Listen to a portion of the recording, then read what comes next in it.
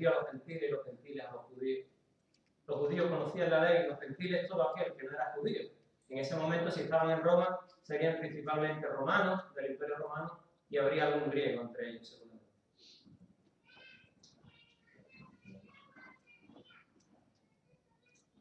La serie que vamos a comenzar, ¿me pones la primera? Esta es la serie que vamos a comenzar. Creo que la haremos en 4 veces. Iremos meditando una vez en cada versículo. Y esta es la que nos encontramos hoy. Ahí. No. Pero, ¿la voy a poner en grande?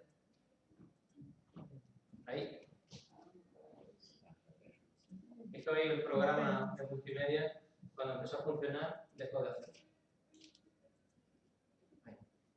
Esa es la serie que vamos a empezar. ¿Os suena esto? Pues mirad, os digo con todo el corazón que si cuando lleguemos a final de junio,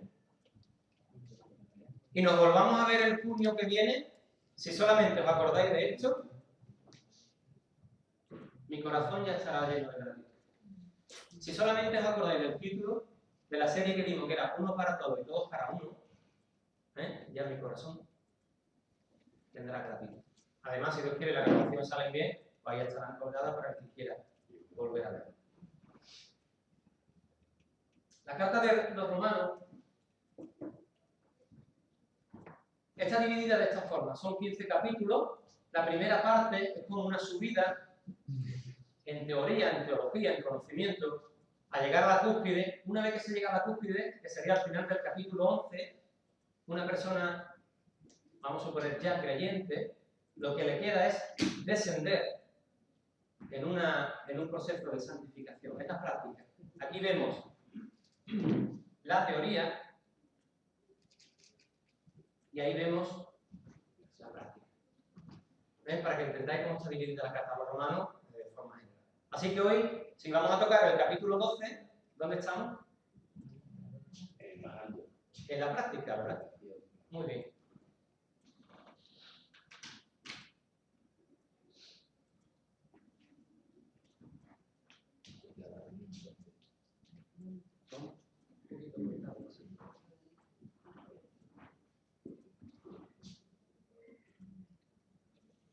Bueno, tenemos un poquito de problema con el proyecto. ¿Puede alguien ir leyendo los versículos en los que vamos a meditar? Puede leer un versículo cada uno. Arriba pone Romanos 12, del 1 al 5, en la versión, en la Reina Valera, del 60. Leed, por favor, un versículo cada uno, de los que está ahí.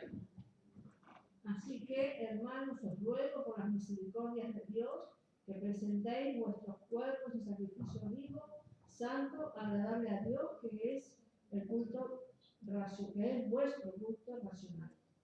No os conforméis a este siglo, sino transformaos por medio de la renovación de vuestro entendimiento, para que comprobéis cuál sea la buena voluntad de Dios, agradable y perfecta.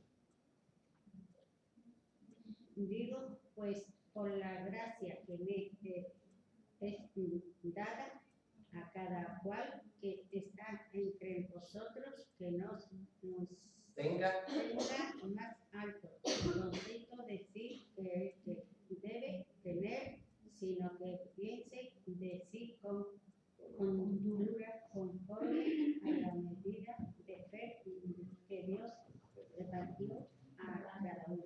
Bien, ahora leeremos los dos siguientes. Nos queda el 4 y el 5, que habla de la unidad, que ahora lo leeremos.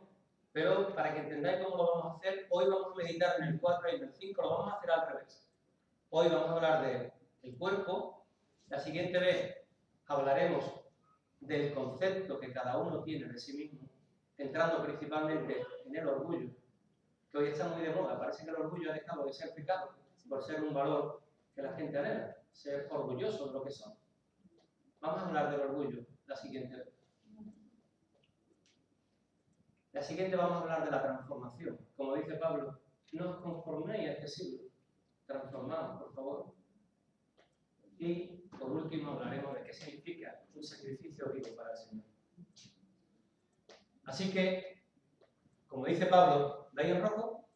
Después de Pablo escribir toda la teoría, es como un profesor que está dando teoría Y ahora vamos a la práctica. Así que todo lo que os he enseñado en estos 11 capítulos, vamos a empezar a ponerlo en práctica. ¿Cómo?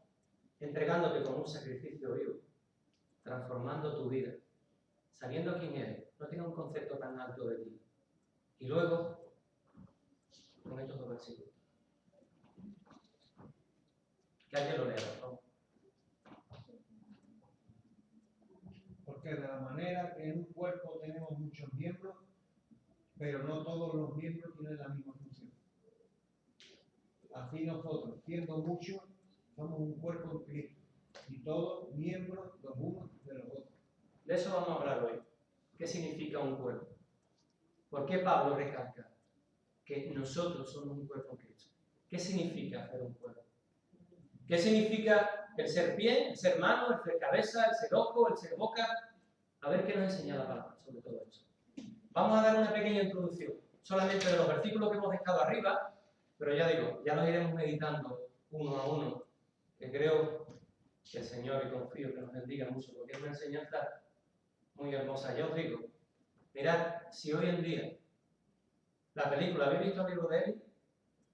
¿Habéis visto el libro de Eli? El libro de Eli es una película en la que parece que ha habido como un cataclismo mundial, han desaparecido casi todos los libros, pero al libro que se le echa la culpa del cataclismo es la Biblia. Destruyen toda la Biblia del planeta, pero queda una. Y esa es la película, el que va custodiando la Biblia. Yo os digo que si hoy en día verdaderamente ocurriera un cataclismo y nos quedáramos sin Biblia, solamente, mi punto de vista, con el capítulo 12 de Romanos y el capítulo 4 de Efesios, tenemos para vivir una vida en santidad y una vida en el Señor. Capítulo 12 de Romanos y capítulo 4 de Efesios. Romanos 12:1 dice, por la misericordia de Dios, dice, por piedad, por compasión, por los sufrimientos de Cristo, dice Pablo. Lo que hemos visto en la pirámide. En este momento estamos arriba, somos salvos, dice el apóstol. Bien, ¿y ahora qué? Es algo como que compartíamos el viernes aquí en la reunión. Bien, somos salvos, estamos en una iglesia, tengo una familia, tengo unos hijos, soy salvo. ¿Y ahora qué? ¿Y ahora qué pasa con mi vida?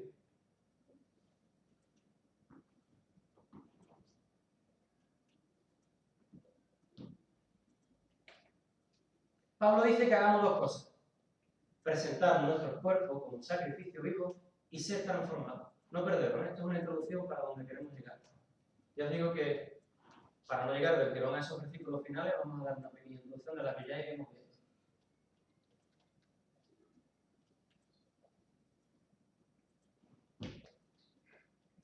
Una iglesia activa crece. Si no hay sacrificio. Oye, si no entregas tu vida en sacrificio al Señor, si no entregamos nuestra vida al Señor, si no buscamos que el Señor nos transforme, ¿sabéis qué? Que ni creces tú ni crece la iglesia, ni crece yo. Eso está diciendo Pablo a los romanos. Vámonos con otro. Soy un pecador en proceso de aprendizaje. Es lo que le está diciendo Pablo a los romanos. Oye, esta carta la escribo porque sois pecadores todavía, no habéis llegado, como algunos pensaban, al cielo ya, de la tierra. Dice, piensa en esto. Yo doy esta pregunta. Pensar en esto. ¿Por qué hablamos de sacrificio? Oye, el mundo pide sacrificio. Pide sacrificio para conseguir lo que tú quieres luego, ¿verdad?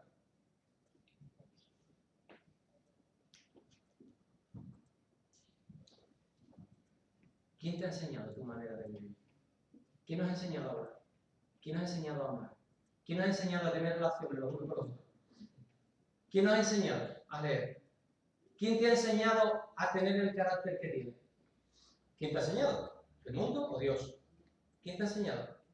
¿El mundo? ¿O no? ¿No? ¿Quién nos ha enseñado a ser como somos? La vida, el mundo. ¿Cierto o no? Entonces, ¿por qué dice Pablo, transformaos? Porque lo que tenemos hasta ahora que el mundo nos ha dado, no vale. Así que si hay algo en ti que tú crees que te gusta porque crees que es algo bueno, que quizá el mundo te lo dio, ya te estoy diciendo de que la cosa no va por ahí. La cosa no va por ahí. Seguimos con la introducción.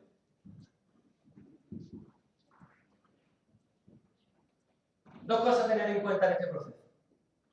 Ser transformados cada día y darnos nosotros mismos una sola vez. La transformación es un verbo que está en un presente continuo, es algo diario. Pero sin embargo, el verbo que se usa ahí para presentarte como sacrificio vivo es una sola vez. ¿Qué quiere decir esto? Que o lo haces o lo haces. No podemos decir, hoy voy a hacer la voluntad de Dios. Hoy me voy a esforzar por hacerla. Hoy, por ahí no va la cosa. Cuando se presentaba un sacrificio en el altar, se presentaba una vez. Una vez.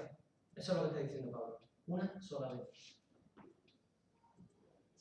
Y el fin de este proceso es carbón, diamante, ahora de López.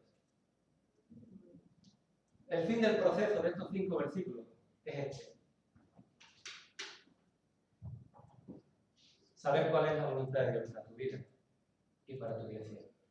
¿A quién le gustaría saber? Tener claramente saber cuál es la voluntad de Dios para su vida. ¿Y no nos gustaría saber cuál es la voluntad de Dios para la dirección? ¿A que sí? Nos facilitaría mucho las cosas. Pero Dios no es así. Dios te pone en el camino. Quizá te muestre algo, pero no te muestra el resto del camino para llegar. Por eso Pablo insiste tanto en sacrificio y transformación. ¿Sabéis por qué pongo ahí diamante y carbón? ¿Sabéis cuál es la base del diamante y del carbón? ¿Sabéis cuál es la raíz? La misma. El diamante es carbón, ¿cierto o no? Sometido a mucha presión. ¿Sabéis cuál es la raíz? ¿Sabéis qué hay en el corazón de un creyente que no quiere ser transformado, de un creyente que quiere ser transformado? ¿Sabéis lo que hay en el corazón? Lo mismo, el Espíritu Santo. ¿Cierto o no? ¿Cierto? Pero el creyente que no quiere ser transformado se queda con un carbón tiznado, sucio, y que allí donde va no luce. Pero el creyente que busca que el Señor transforme su vida se convierte en algo hermoso, que alumbra, y allí donde va, da luz. Los dos tienen la misma raíz, ¿cierto? Quizá los dos vayan al cielo, ¿cierto? Pero uno, como dice la palabra, como un carbón levantado del fuego. Qué pena, ¿verdad? Llegar a la presencia del Señor habiendo desperdiciado toda nuestra vida. Bueno.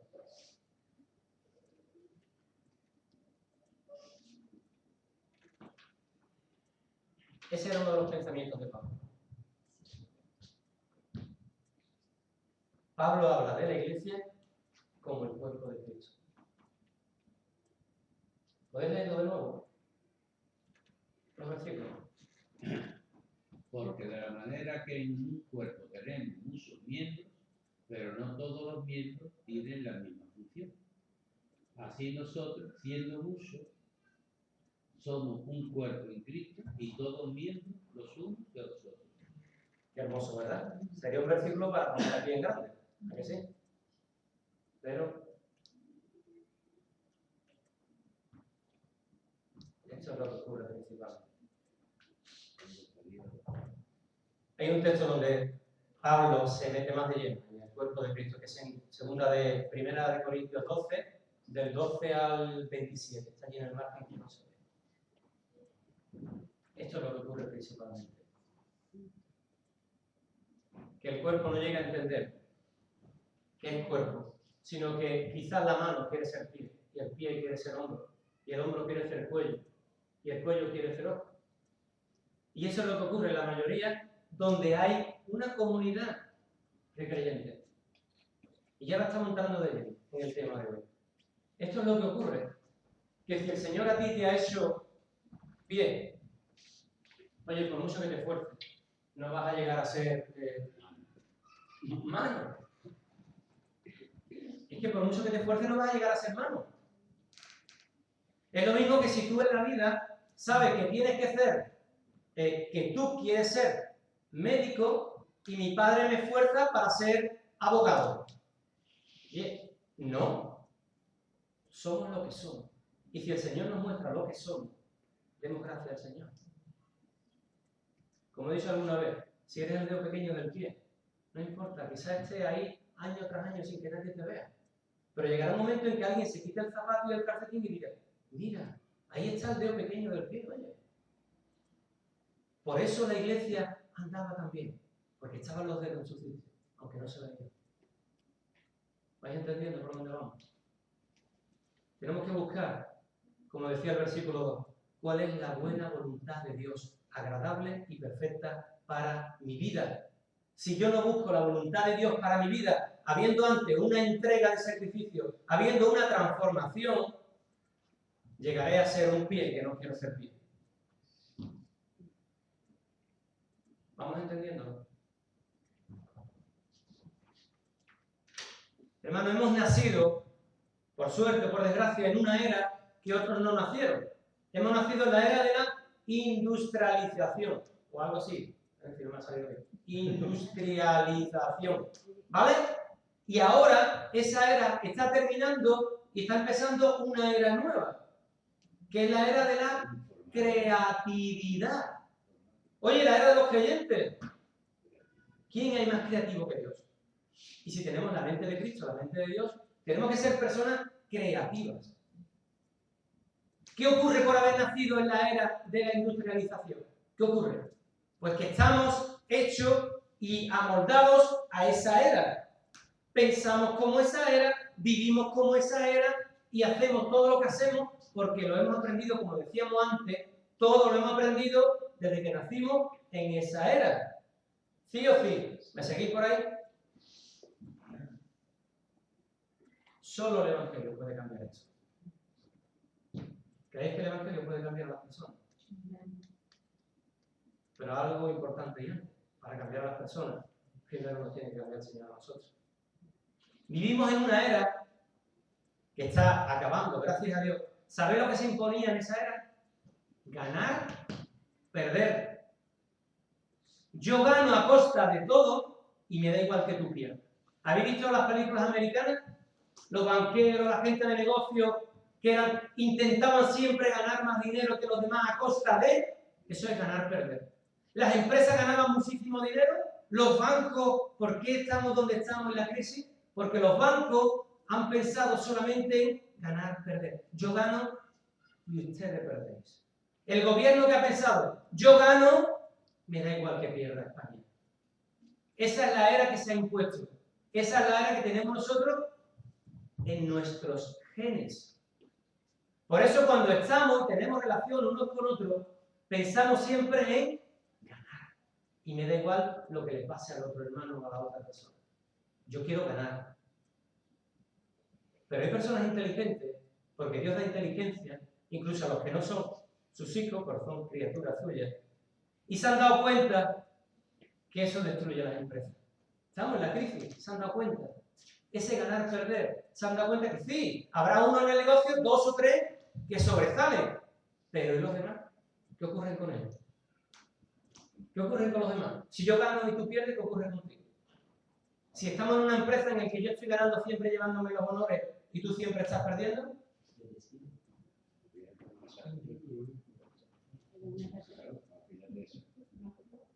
si estamos en una iglesia y yo estoy buscando sobre todo ganar por encima de mis hermanos, ¿qué está ocurriendo? Pues estoy dando una patada. Estoy ocupando un lugar que no me corresponde. Quizá, y digo solamente quizá, eso es porque en mi vida no ha habido una transformación.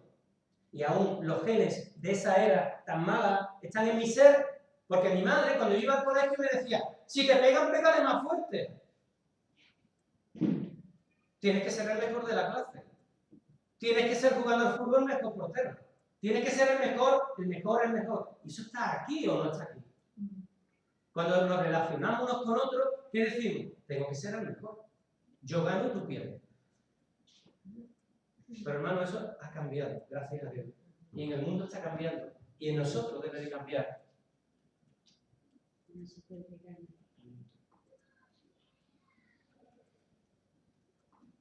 Bueno, ¿quieres darle?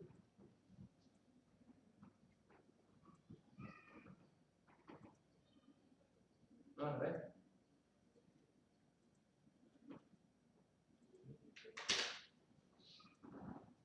Esto debe de cambiar por eso.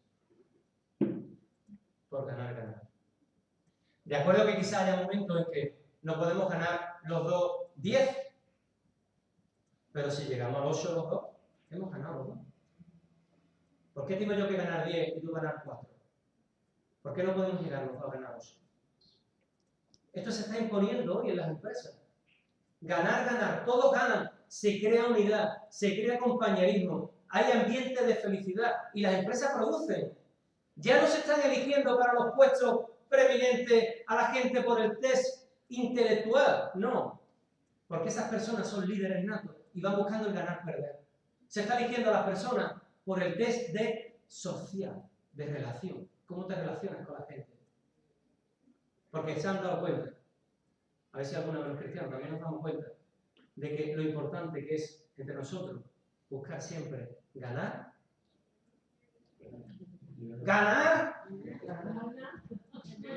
A ver si nos damos cuenta de lo importante que es entre nosotros buscar siempre ganar. ¿Entendéis lo que es ganar? Aunque gane un poco menos, pero mi hermano va a ganar lo mismo que yo. Y que eso no lo enseñe el mundo, vaya vergüenza para algunos que nos llamamos cristianos. Lo digo con todo el corazón, me meto el primero. Vaya vergüenza.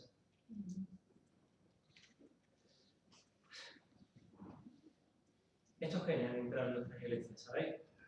Y las iglesias de este siglo, del siglo XX, están confeccionadas. Recuerdo a Paul Washer hablando una vez en uno de sus vídeos y estaba con un líder japonés, no sé exactamente lo que era esta persona, y le pregunta Paul Washer, que es un predicador que a mí la verdad que me gusta mucho, una persona muy, muy fiel a la palabra. Le pregunta a este japonés y le dice, oye, ¿qué opinión tienes tú de las diferentes religiones? Y le dice, mira, yo veo, le dice el japonés, veo la religión oriental. Entrad, bienvenidos.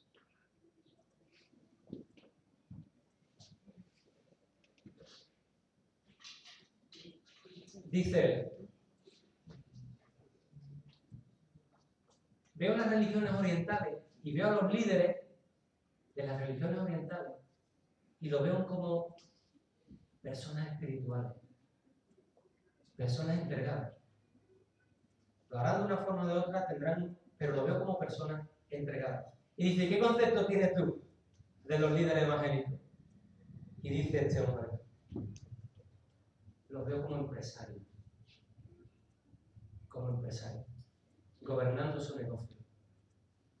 Gobernando su negocio. De verdad que me ha llegado. Dice que Tomás de Aquino, uno de los mayores teólogos y filósofos católicos, dice que entra un día en el despacho del Papa, entraría casi sin llamar, porque seguro que tenía más fe que el Papa ese en este momento, y ve al Papa con toda la mesa llena de oro y de plata contando todo el dinero. Y le dice, Tomás, ¡hey! Ya no puedo decir como decía Pedro, no tengo oro ni plata.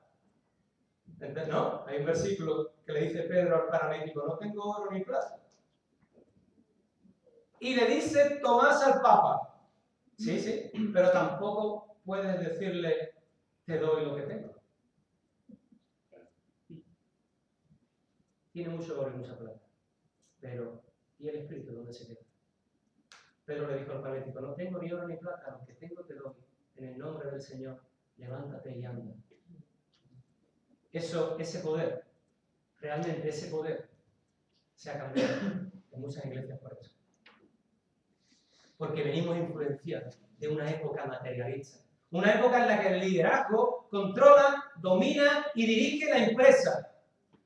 Bueno, el Señor dijo con 12 años que esto era un negocio. En los negocios de mi padre estoy. Y algunos lo han llevado al pie de la letra, ¿sabéis? Piensan que las iglesias son empresas. Se ponen al frente y solamente miran quizás esto. Y la fama de estar delante.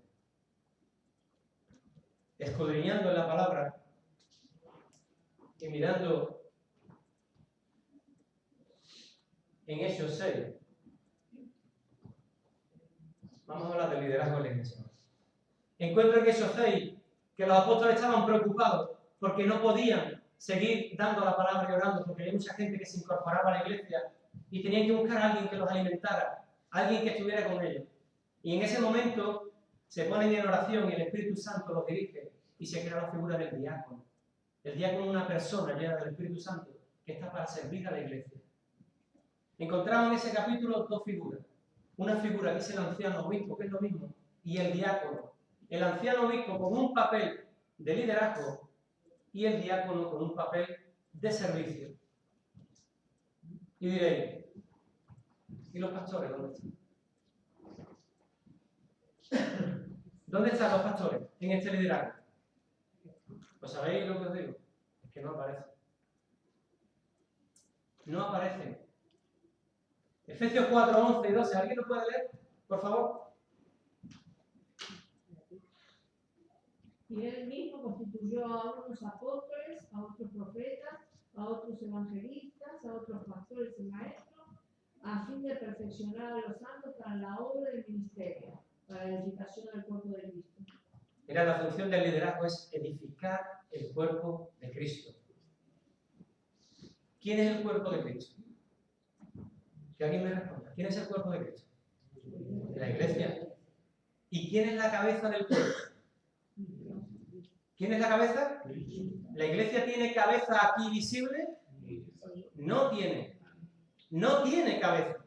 La iglesia no tiene una cabeza visible. El liderazgo de la iglesia está compuesto por ancianos con dones, como leemos, de apóstol, profeta, evangelista, pastores y maestros, con el fin de edificar la iglesia.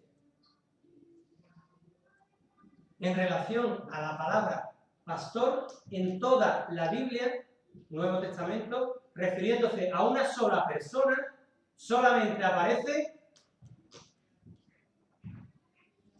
esta vez. No aparece ninguna sola vez más en todo el Nuevo Testamento la palabra pastor. Y diréis, entonces, ¿qué está ocurriendo? ¿No?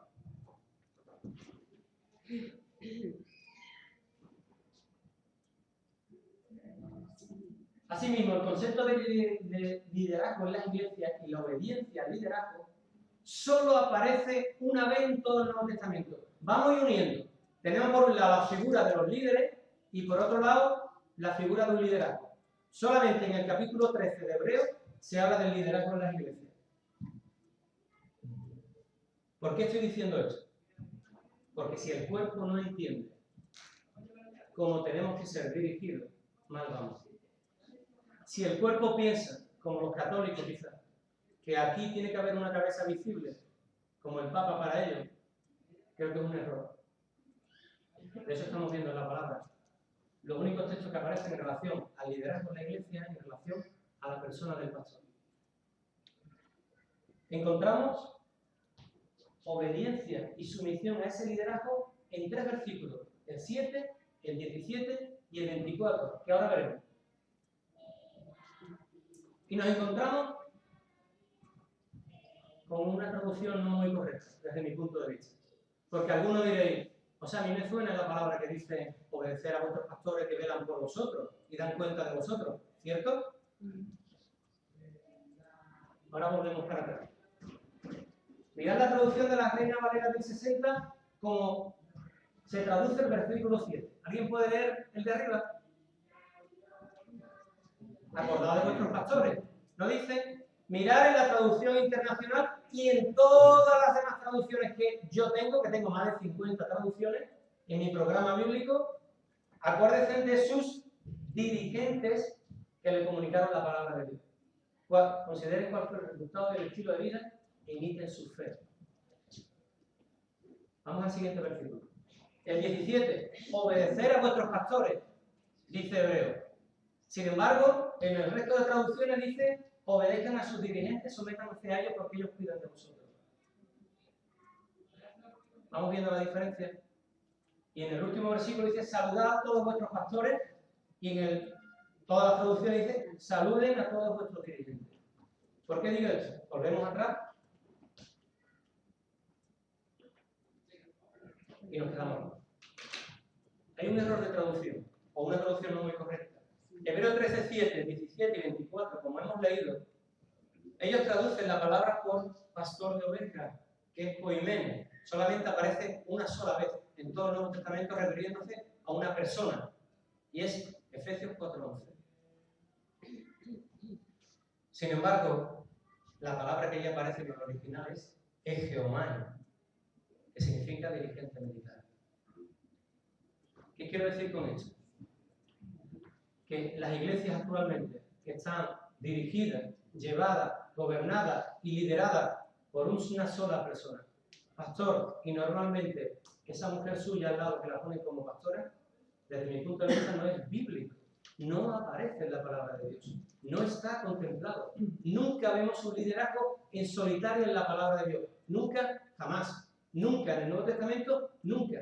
Siempre iban en pareja, siempre se nombraban líderes en plural, nunca en solitario. Vamos a avanzar un poco antes de desmenuzar eso.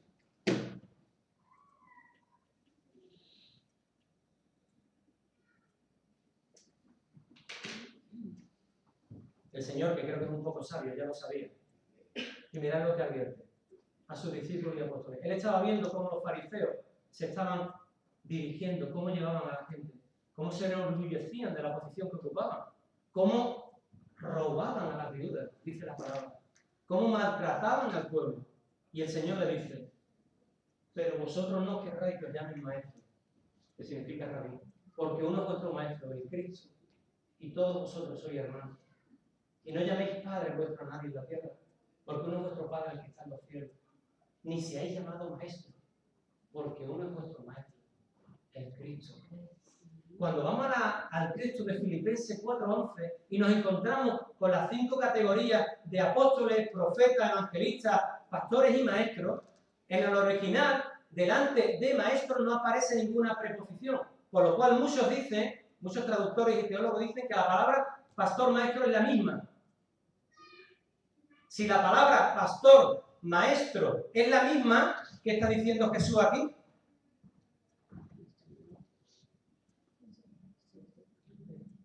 ¿Qué está diciendo Jesús aquí? Que no llaméis a nadie maestro, que no llaméis a nadie pastor, por favor. 4:11 dice, ¿alguien puede leer Efesios 4:8? ¿Alguien tiene una Biblia y puede leer rápido Efesios 4:8?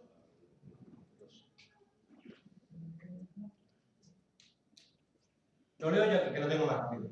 Por lo cual, dice, nos hemos ido 3 versículos arriba del que estamos tratando. Dice que subiendo a lo alto llevó cautiva la cautividad y dio dones a los hombres. Muchos dicen que en Efesios 4:11, cuando se dice que él mismo constituyó a unos apóstoles, a otros profetas, a otros evangelistas, ¿veis lo del a otros? A unos apóstoles, a otros profetas, a otros evangelistas y a otros pastores y maestros, es decir, como si fuera la misma persona. Muchos dicen que se constituyó, se está refiriendo a que él constituyó personas. Por eso a ellos les gustan llamarse pastores. Pero si leemos el versículo 8, dice que él no dio hombre a los dones, sino que dio dones a los hombres. Por lo cual es cierto, yo no estoy diciendo que en una iglesia no haya pastores, ni que no haya evangelistas, ni que no haya maestros, ni que no haya profetas. No estoy diciendo eso. Sí que lo hay. Esas personas tienen que estar en el liderazgo de la iglesia. Son los que dirigen la iglesia. Son los que se encargan de, como hemos leído al final del versículo 12, ¿alguno tiene Efesios 4:12? Que lea al final. A fin de perfeccionar a los santos para la obra del ministerio, para la edificación del cuerpo de Cristo. Para la edificación del cuerpo de Cristo. Hermanos, los dones que el Señor reparte y constituye pastores, maestros y evangelistas están para edificar el cuerpo de Cristo, no para apropiarse de ellos. Una iglesia tiene que ser dirigida, liderada y edificada por hermanos con esos dones. ¿Entendéis la diferencia? Repito, no estoy diciendo que no existan pastores, existen pastores, pero lo que no creo es en el pastor líder, que incluso le gusta que le llamen pastor. Cuando el mismo Señor dice, no llames a nadie maestro. El Señor dice que ustedes sois hermanos y como tal tenéis que tratarlo y hablar. El liderazgo en plural evita muchas veces que alguien se ponga por encima de, como ocurría con los fariseos. El liderazgo en singular hace que las personas, por ser aduladas, ocupen lugares que no les corresponden. Y vemos iglesias que se dan batacazos. Y vemos personas, familias enteras, que se destruyen porque no supieron entender lo que el Señor quería de ellos. Y dejaron que incluso muchas veces empujándolo, lo pongan en un lugar que le corresponde a Cristo. Cristo es la cabeza. La cabeza dirige el cuerpo. El cuerpo tiene que entender cuando la cabeza habla. No, esto no es, esto no es una persona o un grupo de líderes, como ocurre, normalmente se le paga para que hagan la obra y los demás permanecen estáticos. Esta no es la obra del Señor. Este modelo se ha impuesto. Si no tengo a alguien que me dé, lo busco de afuera, lo traigo, le pago y ya mi conciencia y yo estoy tranquilo. ¿Y dónde dejas el cuerpo de Cristo? ¿Dónde dejas tu servicio? ¿Dónde dejas si eres mano? ¿Por qué no trabajas como mano? Esto es otro error. Esto es otro engaño. Cuando las iglesias caminan de esa forma, ¿sabéis qué? Que no avanzan como tienen que avanzar. El cuerpo avanza cuando la cabeza lo dice. No un grupo de personas. No pensar en que el modelo que vemos en todas partes, esos líderes ahí, esas personas que son del cuerpo eclesial, esas personas que tienen conocimiento, la mayoría, quizá algunos no, porque le pagamos, ya van a hacer las cosas mejores que nosotros. Eso es un error. Eso es un error. Ellos están ahí para edificar, pero el servicio lo tiene que hacer el cuerpo. Vamos a entender, para terminar esto un poquito mejor.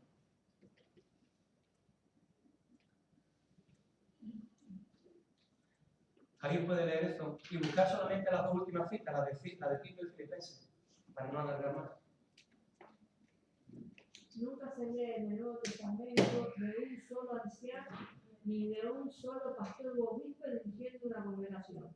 Es importante observar que en cada congregación siempre había varios, entre ellos uno principal. Es cierto, siempre que había un grupo de ancianos dirigiendo, siempre había uno que tenía más honor y posiblemente era el que más respeto o un poco de más autoridad tenía, pero nada más. No quiere decir que él es el que gobernaba la iglesia en solitario. Eso no es cierto. Eso no es bíblico. ¿Alguien puede leer Tito 1.5 y Filipenses 1.1? Tito 1.5. Está después de Timoteo y justo antes de Hebreos. Manuel, ¿lo tiene? Filipenses 1.1, leo. Pablo y Timoteo, siervos de Jesucristo, a todos los santos en Cristo Jesús, que están inscritos con los obispos y diáconos. ¿En qué término está la palabra obispo y diácono? En plural. Y dice en Tito 1.5, por esta causa, le dice Pablo a Tito, te dejé en Creta para que corrigiese lo deficiente y estableciese ancianos en cada ciudad. Ancianos en cada ciudad, así como yo te mandé. Y otra cosa importante, y para terminar ya con este asunto de liderazgo, es esto. ¿Lo puedes leer, Sara? También es importante recordar que el liderazgo de su hijo se limita a una sola congregación, constituyendo ancianos en cada iglesia. Cada una congregación es independiente y debe tener sus propios. Esto es lo que vemos en el Nuevo Testamento. Cada iglesia tenía sus ancianos. No había ancianos que gobernaran varias iglesias, porque si no Pablo hubiera sido el ejemplo de ello y no lo fue. Cada anciano era para cada iglesia.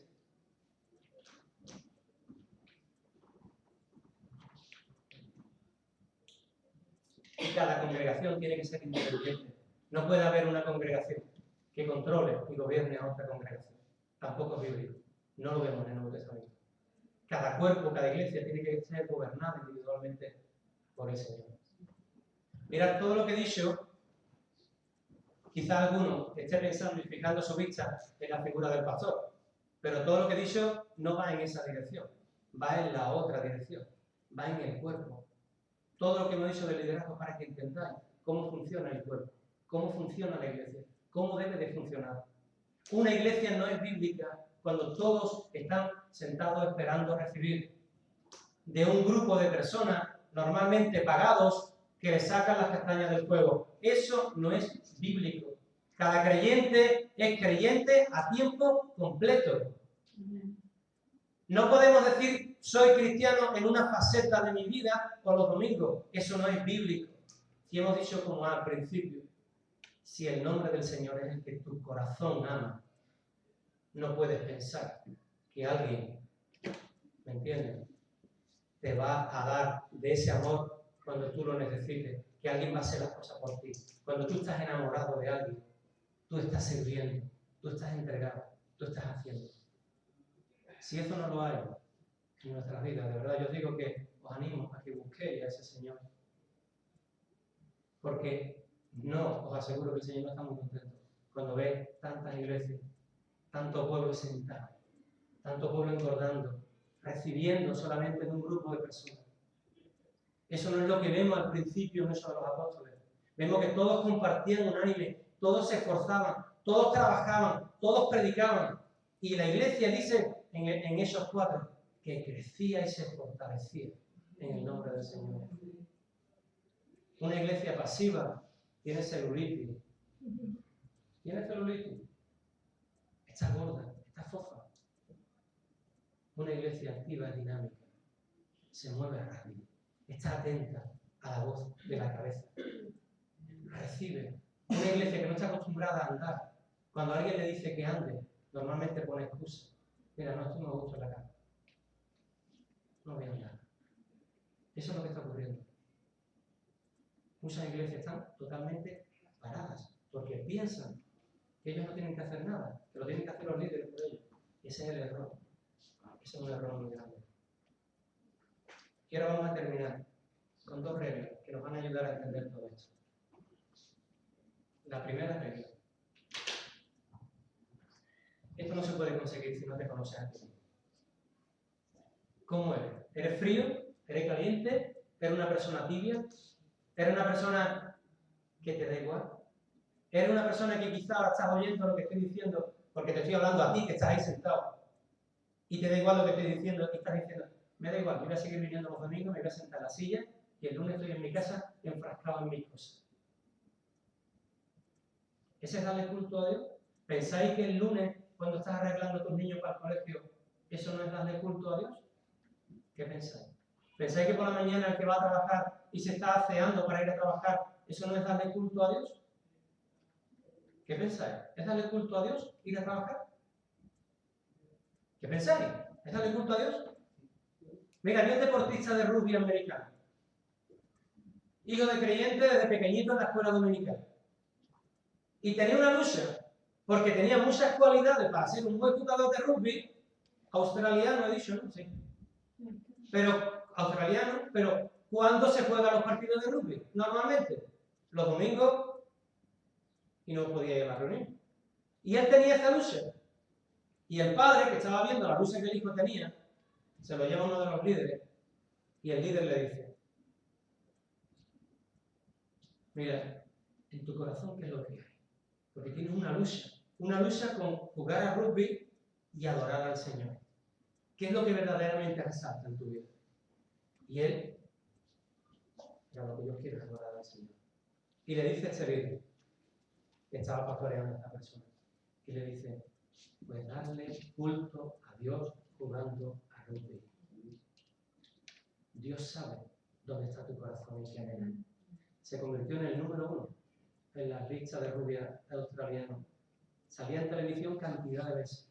Cantidad de personas oyeron su testimonio. Cantidad de personas conocieron al Señor por su testimonio.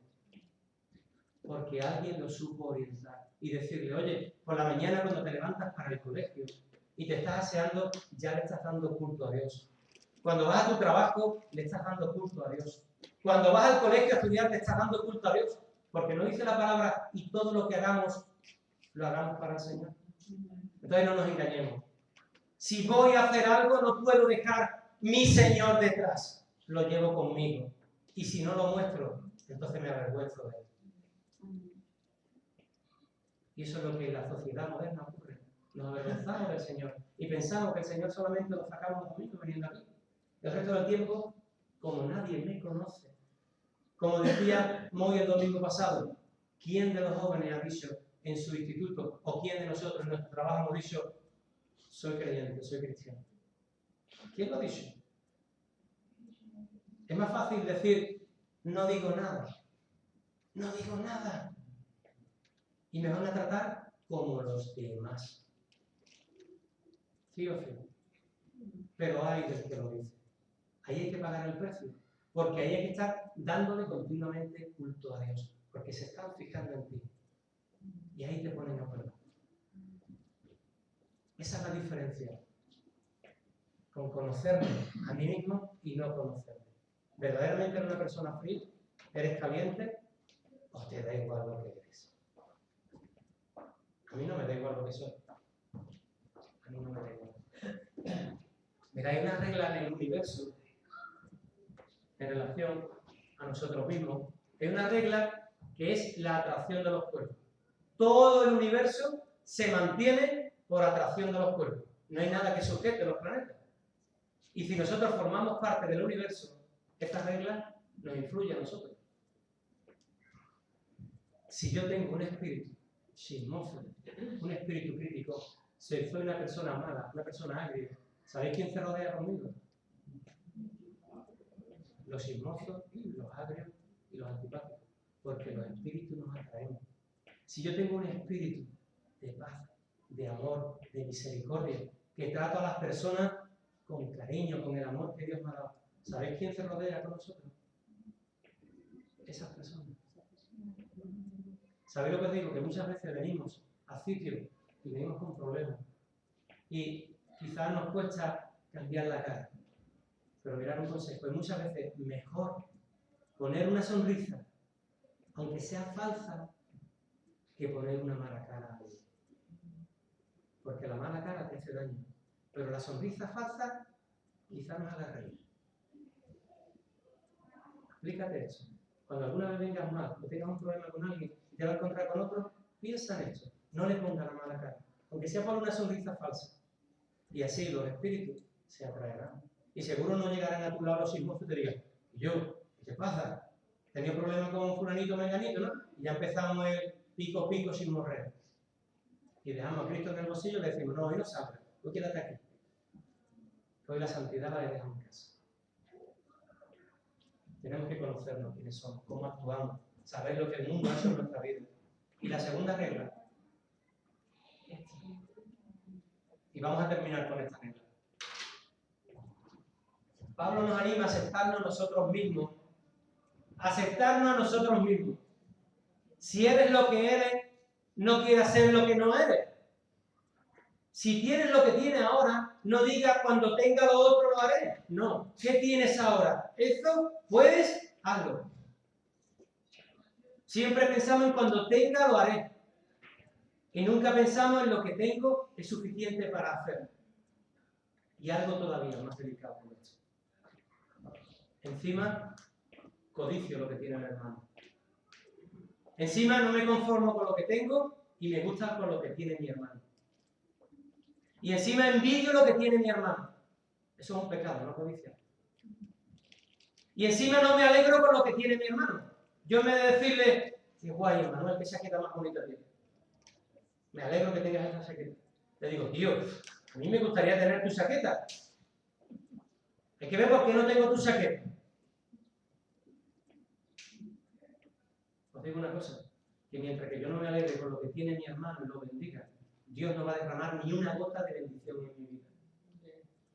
Si soy una persona que soy envidiosa, celosa y nada más que estoy pendiente de lo que tiene el otro, Dios no va a derramar ni una gota en tu vida. Por mucho que te esfuerces, porque estás pecando. Yo te regalo la salud. Si quieres recibir, bueno, el Señor dice que tiene 2 túnicas cada una.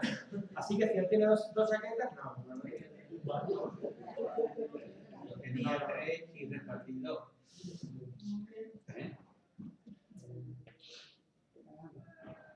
Vamos a terminar con esto y quiero que os quedéis con esto. Somos ADN. Somos únicos para Dios.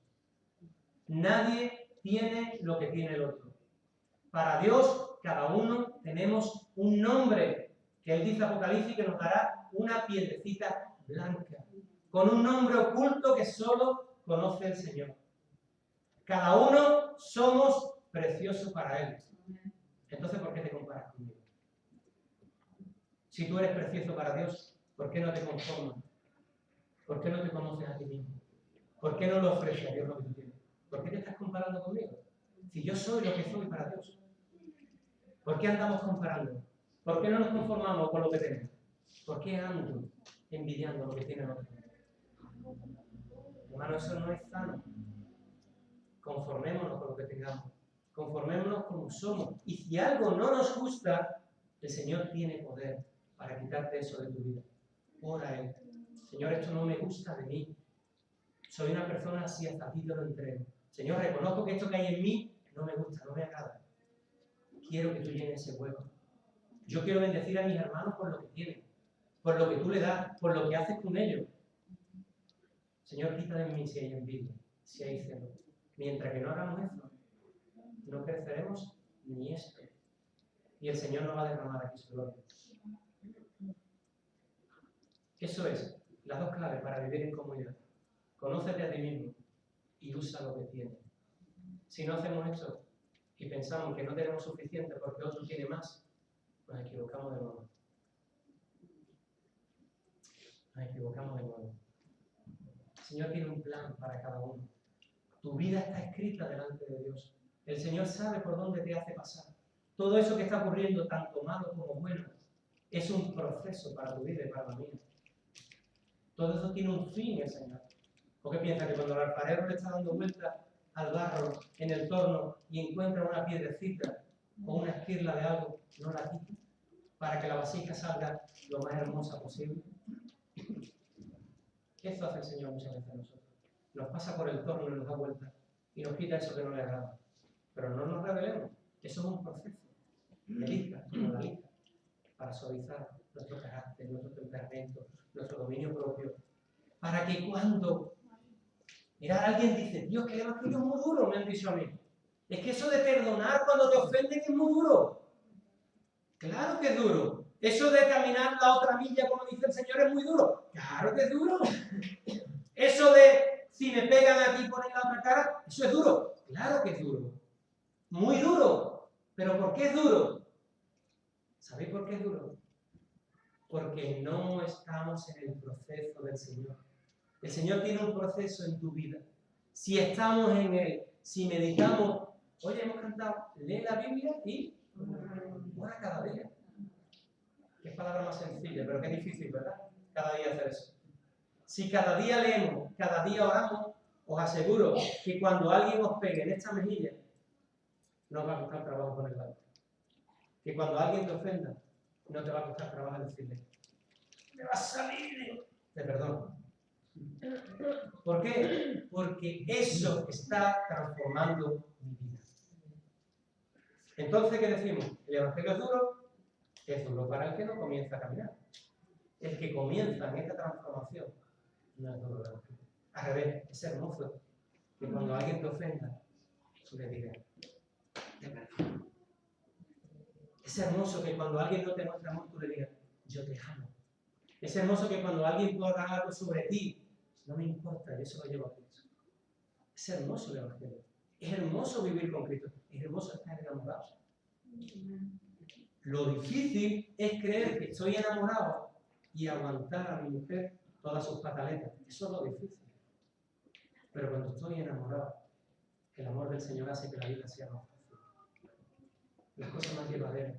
Y veremos cómo el evangelio cada vez más sencillo. Y las cosas nos salen porque estamos en una preparación. Eso lo iremos viendo con la transformación que hemos hecho antes con el sacrificio. Y con cuidado con el concepto que tengamos cada uno de nosotros mismos. Ahí radica la clave. Hermano, que el Señor nos bendiga. Y que el Señor nos ayude a entender. De verdad que esto es un proceso. Esto no es un día para otro. Pero en ese proceso depende de nosotros, de nuestra actitud. Si queremos estar en el proceso o no queremos estar. Las pruebas vienen para moldear nuestro carácter. Pero no olvidar, lee la Biblia y ora cada día.